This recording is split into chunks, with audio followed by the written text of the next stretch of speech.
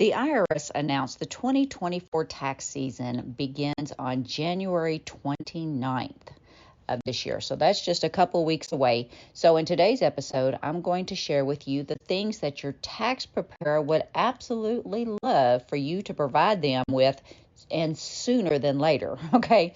But before we jump in there, for this week's Courageous Obedience Moment, I have started reading the Bible recap this year, and it was kind of neat how it came around. It's just there's different covers on the book. You can get it in a hardcover, you can get it in a brown leather, or you can get it in this beautiful sage green color. Well, green is my favorite color, and I have looked at this book and seen it because we've carried it for a couple years now. And I finally decided there was one left on the shelf after Christmas, and I wanted this big, beautiful sage green book. So I bought it and determined that I was going to read the Bible through this year. Well, the irony is that one of the pastor's wives from our church did a Facebook post saying that she was going to go through the Bible recap and wanted to know if any of the other ladies from the church wanted to go through it with her. So lo and behold, it ends up there's like almost 80 of us going through this book. And I'm really enjoying it. It's been cool. She has us read through the scriptures this year in chronological order. So instead of like reading straight through the book of Genesis, we've read a few chapters of Genesis and then we've jumped to the book of Job because Job was written at that same time. So on today's blurb, she gives little blurbs, and she has said that we are to learn to, most of the time when you read the Bible, you're reading to see what God is saying to you. You're reading to see what you need to learn or what you need to apply for your life. She says that's where you get messed up. She says what you need to be doing when you need scripture is you need to be looking for God. You need to be looking for how his character is being expressed in the scriptures. And I've really tried to do that every day. I mean, it's only the 8th day of the new year, but all 8 days so far this month, when I'm reading, I'm looking to see how God is revealing himself instead of what I need to learn. I fully believe that when I seek God, that he is going to speak to me and teach me what I need to learn and how I need to apply the scriptures, but I need to see where God's at work. So anyways, I just thought that was kind of cool. So now let's jump into today's episode. Hello, I'm Michelle, and this is the Bookkeeping with a Purpose podcast, the podcast for anyone wanting to learn church finances and how to serve the local church with excellence. I am a church finance consultant, and I am also an enrolled agent who specializes in minister taxes. I have had the honor of helping churches ensure compliance in all areas of their finances, as well as helping ministers with their unique tax status for the last decade. In this podcast, you are going to get the very best advice on how to properly handle all things church finances, payroll, and minister taxes, all with a healthy dose of Jesus. So grab a notebook and pen, my friend, to take some great notes, and let's do this. Alrighty, welcome. Thank you so much for joining me again today in the Bookkeeping with a Purpose podcast.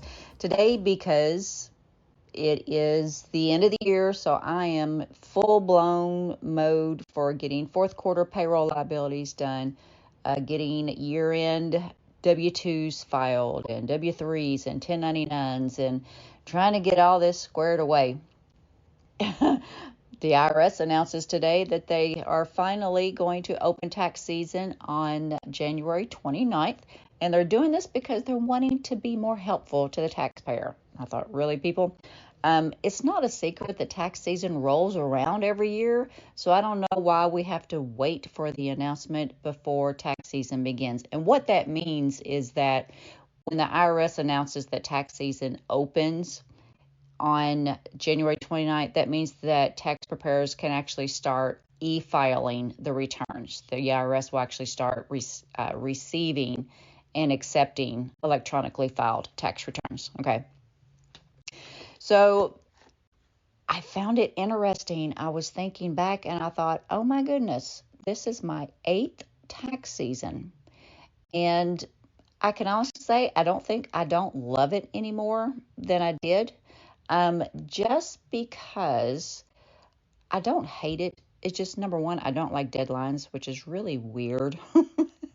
To be a tax preparer, which has definite deadlines, and not to be someone that likes deadlines, but also the tax code just keeps changing and changing and changing, and they can't make up their minds, and all of this special stuff that the current administration has been doing, and they make changes. They changed mileage halfway through the year last year, and I'm like, are you kidding me? Are you serious? So now that's just something more that we have to do, more calculations for tax preparation.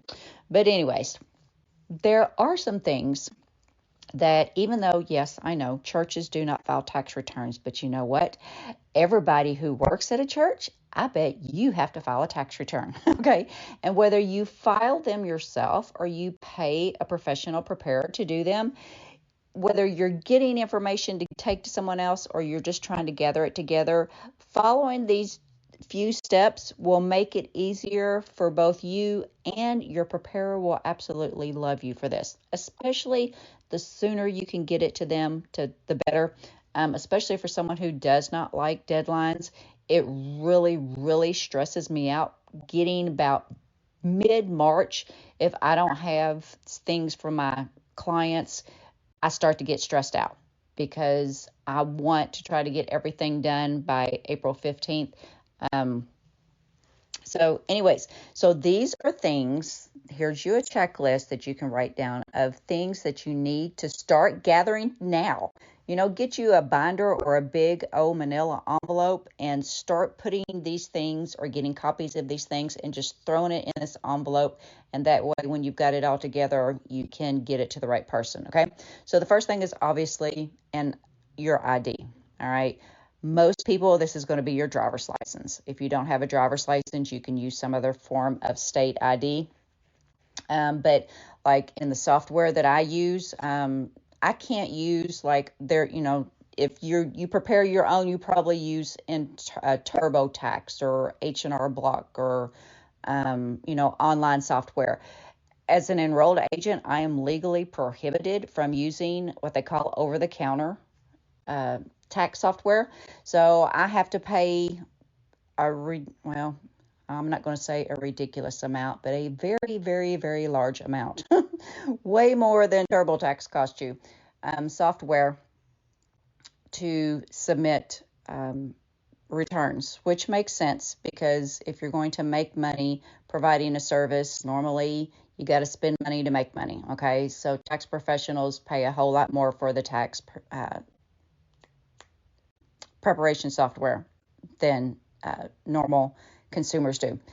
So anyway, so one of the requirements of my tax software is I have to put in the taxpayer's name, the state, the driver's license number, the the date received, I can't think of what it is right now, and the expiration date of the driver's license. Okay, so you need to have copies of driver's license. So if the wife is going to take the tax preparation papers to the tax preparer, then make sure you get a copy of your husband's driver's license. Okay. All right. The second thing that's going to save you some time is Social Security cards. Yes, we still have to have Social Security cards for everybody that lives in the household that you want to claim on your tax return. Okay. You also need date of birth. Okay. Again, for everybody who you're going to claim on your tax return. So that's your basic, your picture ID, Social Security cards, and date of birth. All right. The next thing you need to make sure you get is all of your wage and earning statements. So that means if you worked for anybody throughout the year and they compensated you in any way, then you should have either a W-2 or a 1099 if you earn $600 or more from a particular individual. Okay, so that means even if your son, who is 16 years old and just got his first job, and he worked at McDonald's for 2 weeks and decided McDonald's flipping burgers was not the thing for him, you still need to have will get a W-2 for those 2 weeks of work, okay? So all of your 1099s, all of your W-2s, if you're at the right age, your Social Security benefits, it's called an SSA.1090 or -1099. Okay, so that's going to be another income source for you. Most people, if you receive Social Security only, you're not going to be required to file benefits. But if you have Social Security, if you have other retirement that you receive, if you have a part-time job, like both of my parents now receive Social Security, but Daddy also works. So he has a W-2 and the 2 SSAs, all right? So make sure that you have your Social Security benefits. If you receive any interest or dividends from a bank, believe it or not, even if that puppy is only $1, you can get in trouble with the IRS, and they'll say that you did not file a complete return because you did not report that $1.08 dividend that you received or interest that you received from the local credit union, okay? That may seem really insignificant, but the IRS is the IRS. Keep in mind, they are the largest collection agency in the world, and they want their money, okay? If you are new to a tax preparer, okay, it is in my engagement letter, it is in my list of new client document requests, and your tax preparer will love you for it. At least bare minimum last year's complete federal and state return.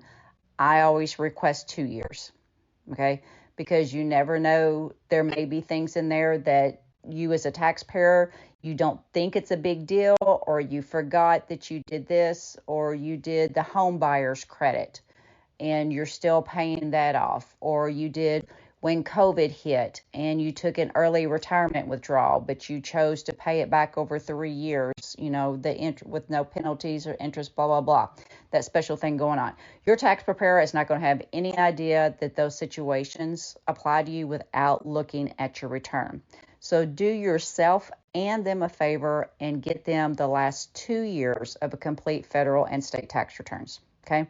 If you got kids in the home and you have daycare expenses, make sure that you have receipts for those daycare expenses and identifying numbers for the individual that you pay, whether it's their Social Security number or if they have if they've made a company out of it, then get the federal EIN for them so that you can claim your daycare expenses. And then, of course, if you have any type of business income whatsoever, bring that in. Preferably, hopefully, you've been doing bookkeeping on your business throughout the year. So you've got a P&L that you can bring them. You've got some balance sheets. If you've got any inventory, you've got all that information. So make sure that you bring all of your business income and expense data. And then it never hurts. I always tell my clients, even if you're not sure if I'm going to need it or not, just stick it in the folder, or in our case, we use an online secure portal. Pop it in the portal, and if we need it, we need it. If not, it's okay. We'll just give it right back to you. All right.